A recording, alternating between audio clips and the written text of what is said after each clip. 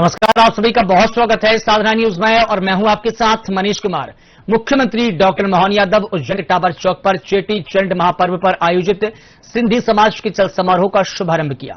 इसके बाद मुख्यमंत्री डॉक्टर मोहन यादव भोपाल पहुंचे, जहां भोपाल में अंतर्राष्ट्रीय खुशहाली दिवस के मौके पर एक विशेष राज्य स्तरीय संगोष्ठी आनंद के आयाम में मुख्य अतिथि के तौर पर शामिल हुए। साथ ही मुख्यमंत्री डॉक्टर मोहन यादव ने रानी अवंतीबाई के बलिदान दिवस पर डिंडोरी जिले में आयोजित कार्यक्रम को मुख्यमंत्री डॉक्टर मोहन यादव ने सीएम हाउस से वीडियो कॉन्फ्रेंसिंग के माध्यम से संबोधित किया। देखिए हमारी खास रिपोर्ट।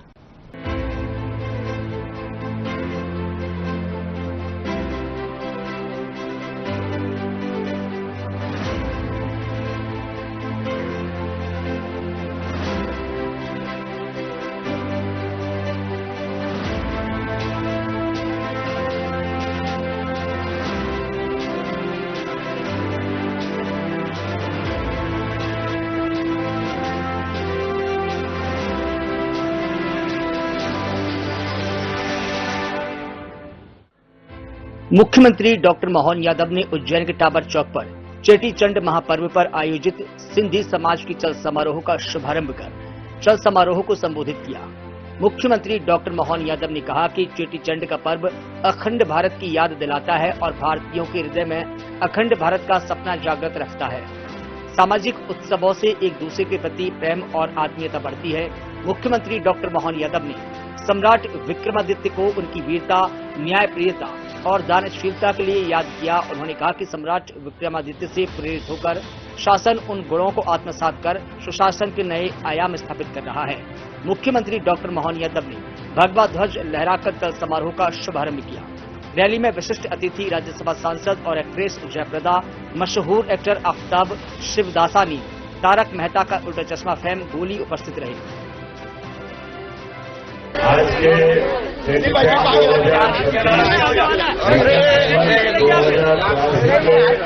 इस आयोजन के अवसर पर आप सब हिंदुस्तानी हैं। मेरी अपनी ओर से हर वर्ष की तरह इस वर्ष भी बाबा महाकाल की नगरी में अवंतिका धाम पर अपने सर्व समाज के साथ सभी पंचायतों का मेला चेटी चंड का एक महापर्व का आयोजन, इसकी लख लख बधाइयां और हम सब भगवान के आशीर्वाद से, भगवान झूलेलाल के आशीर्वाद से फले फूले आगे बढ़े, सबकी मनोकामना पूर्ण हो, सभी निरोगी रहे, किसी के जीवन में कोई कष्ट न आए। माननीय प्रधानमंत्री के नेतृत्व में देश आगे बढ़ रहा है और मध्य प्रदेश आगे बढ़ रहा है और मध्य प्रदेश के साथ पूरे देश के सभी लोगों को ये नया वर्ष अलग अलग नाम से जाना जाता है। कहीं गुड़ी पड़वा, कहीं चेटी चांद, कहीं नवतेरा, कहीं अपने विक्रम संवत 2083, कहीं विक्रम संवत्सर, हर नाम से इस त्योहार का आनंद लेते हैं। लेकिन चेटी चांद के माध्यम से हम अपने उस अखंड भारत की तरफ भी ध्यान देते हैं, जिसके कारण से आज भी हम कहते हैं पंजाब, सिंध, गुजरात, मराठा, वो जो सिंध हमारे दिलों के अंदर बसा हुआ है, उसकी ज्योति सदैव जलती रहे और आनंद के साथ सरहद का वो हमारा हिस्सा परमात्मा चाहेगा तो जो महाकाल चाहेंगे सब अच्छा ही होगा, आज नहीं तो कल होगा। इस आनंद के साथ मेरी अपनी ओर से एक बार फिर सभी विकास के कामों में 2028 के कुंभ को लेकर के, सुमत को लेकर के जो सरकार काम कर रही है, आज से 2 साल बाद जब आयोजन का आनंद आएगा तो हम सब एक बार झूम करके उसी आयोजन के बलबूते पर विश्व में इसकी प्रतिष्ठा पुनर्स्थापित होगी। हमारे मेहमानों का जोरदार ताली बजा करके अभिनंदन करें हमारे। मेरी अपनी ओर से एक बार फिर आप सबको बहुत बहुत बधाई। बोलिए भारत माता की, भारत माता की, भगवान झूलेलाल की, आयोलाल सवई भोपाल में अंतर्राष्ट्रीय खुशहाली दिवस के अवसर पर एक विशेष राज्य स्तरीय संगोष्ठी आनंद के आयाम का आयोजन किया गया। मध्य प्रदेश के मुख्यमंत्री डॉक्टर मोहन यादव ने कार्यक्रम में मुख्य अतिथि के रूप में शिरकत की। यह आयोजन राज्य आनंद संस्थान ने किया। मौके पर मुख्यमंत्री डॉक्टर मोहन यादव ने अंतर्राष्ट्रीय खुशहाली दिवस के अवसर पर बधाई देते हुए अपना संबोधन दिया। इस अवसर पर विभिन्न प्रतियोगिताओं के विजेताओं को पुरस्कार और चेक भी दिया। मुख्यमंत्री ने आनंद सभाओं और बच्चों के लिए आयोजित बाल सभाओं के महत्व पर भी प्रकाश डाला। मुख्यमंत्री डॉक्टर मोहन यादव ने कहा कि हम मनुष्य आदतन सुख सुविधाओं की, वस्तुओं और विलासितापूर्ण जीवन में ही सुख ढूंढते रहते हैं। भौतिक सुख की अभिलाषा सबको है, पर आत्मिक सुख और शांति की दरकार कम ही लोगों को है, जबकि जीवन का आनंद भौतिकता में नहीं, मन के भावों की संतुष्टि में निहित है। उन्होंने कहा कि आनंद एक ऐसी सुख की अनुभूति है जो धन से, सुख सुविधाओं को, यंत्र वस्तुएं खरीद कर नहीं, बल्कि अपने अंतस में जाके मानवीय भावों के तृप्त होने पर भीतर से उपजती है। नापने का और इससे बाहर देखने का, अध्यात्म को देखने का, आत्मा को देखने का मापदंड मेटाफिजिक्स तय करती है। मेटाफिजिक्स में दो भाग हैं, अंटोलॉजी, एपिस्टेमोलॉजी। अंटोलॉजी संसार के तत्व ज्ञान का अध्ययन करती है, एपिस्टेमोलॉजी ब्रह्म का, नॉलेज का अध्ययन करती है। ये नॉलेज है क्या, नॉलेज की वैलिडिटी क्या है, नॉलेज के सोर्सेस क्या हैं, नॉलेज लिमिटेड है या अनलिमिटेड है, इन सब चीजों को एपिस्टेमोलॉजी देखती है। इसी के साथ मैं यह कहना चाहूंगा, अभी हमारे पूर्व कुछ लोग कह रहे थे कि आनंद की प्राप्ति कैसे की जाए, तो वेदांत में कहा, जब से मानव सभ्यता ने सोचना शुरू किया, सबसे पहले अस्तित्व में आए वेद। वेद में एक ऋचा है, आनंदो रसो वैसा। आनंद ही एक ऐसा रस है, एक ऐसा सब्सटेंस है जो पूरे सृष्टि को, पूरे ब्रह्मांड को रस से भर देता है। तो ब्रह्मम आनंदम ब्रह्मम केवलम भवति, तो ये आनंद ही ब्रह्म है जो पूरे संसार को प्रसन्नता देता है, पूरे संसार को गति देता है, पूरे संसार को सामंजस्य में बांधता है, वो ब्रह्म है।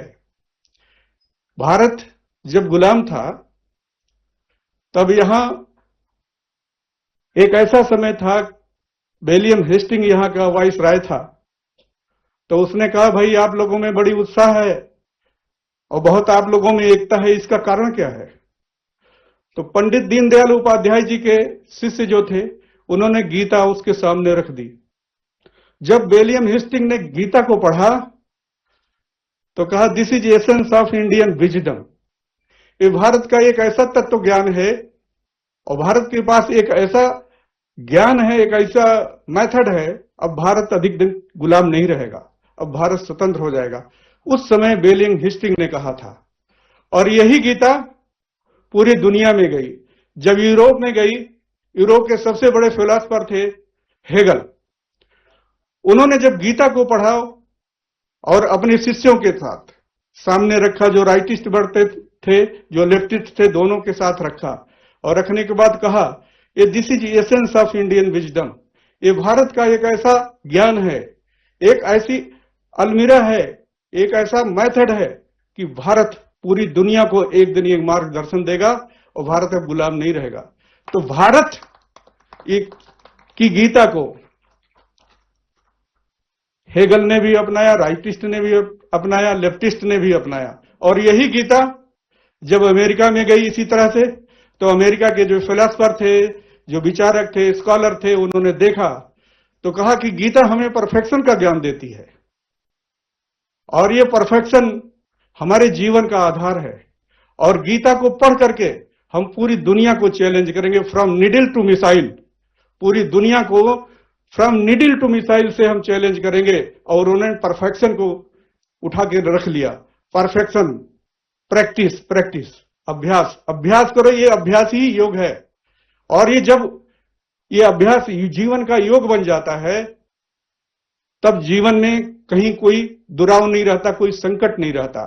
तो आप ये समझ लें कि आपके जीवन में परफेक्शन आ जाए, आप कुछ भी हैं, कहीं भी हैं, कुछ भी काम कर रहे हैं, लेकिन परफेक्शन की तलाश में प्रैक्टिस करें। एक नंद बाबा और यशोदा मैया, वो तो अपने गोकुल में है, उनको तो कोई कष्ट नहीं है, लेकिन मित्र का परिवार कष्ट में है।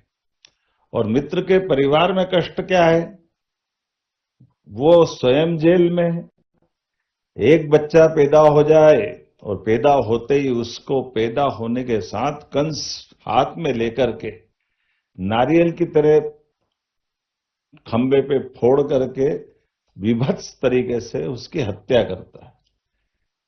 एक बच्चा मरे, दूसरा बच्चा मरे, तीसरा बच्चा मरे, चौथा बच्चा मरे, ये क्रम खत्म नहीं हो रहा है।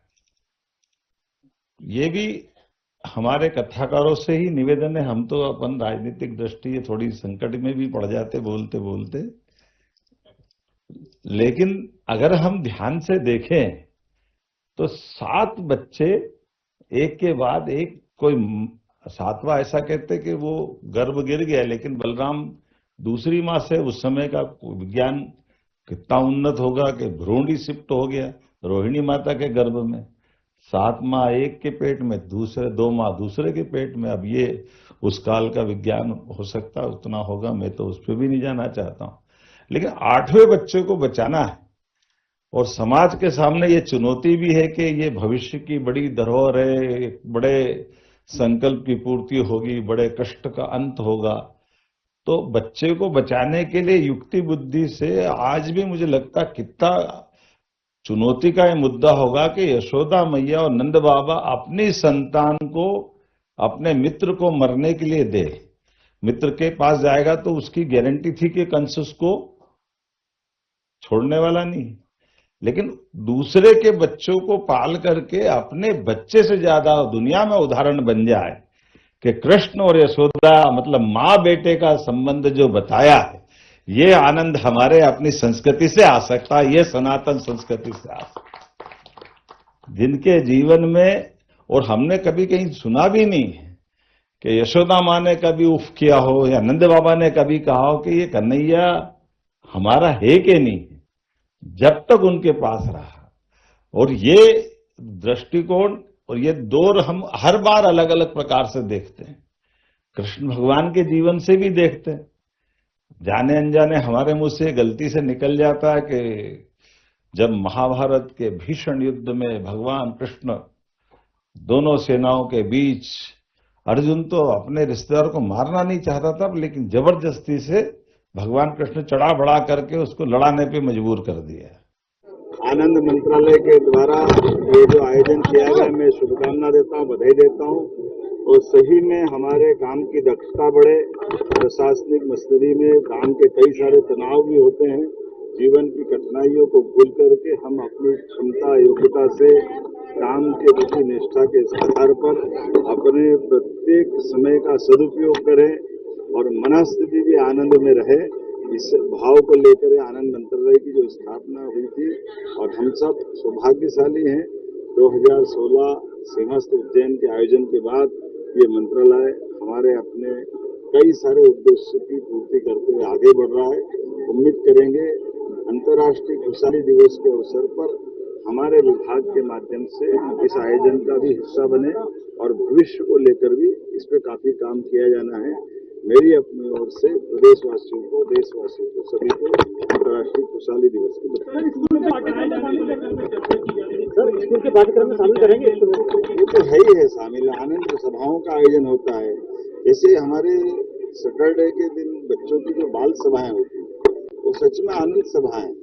हमारे लिए विषय को सही से रखना, सही से बात करना, और ये तो भगवान कृष्ण की लीलाओं में ध्यान में आता है कि कालिया नाग के ऊपर भी कैसे मुस्कुराया जाता है। मुख्यमंत्री डॉक्टर मोहन यादव ने रानी अवंतीबाई के बलिदान दिवस पर डिंडोरी जिले में आयोजित कार्यक्रम को मुख्यमंत्री निवास से वीडियो कॉन्फ्रेंसिंग के माध्यम से संबोधित किया। मुख्यमंत्री डॉक्टर मोहन यादव ने कहा कि मध्य प्रदेश वीरांगनाओं की धरती है। रानी दुर्गावती से लेकर रानी कमलापति और रानी अवंतीबाई तक हमारी लोक नायिकाओं और वीरांगनाओं ने विदेशी आक्रांताओं के छक्के छुड़ा दिए थे। मातृभूमि की रक्षा के लिए रानी अवंतीबाई ने जो बलिदान दिया, वह सदियों सदियों तक अविस्मरणीय रहेगा।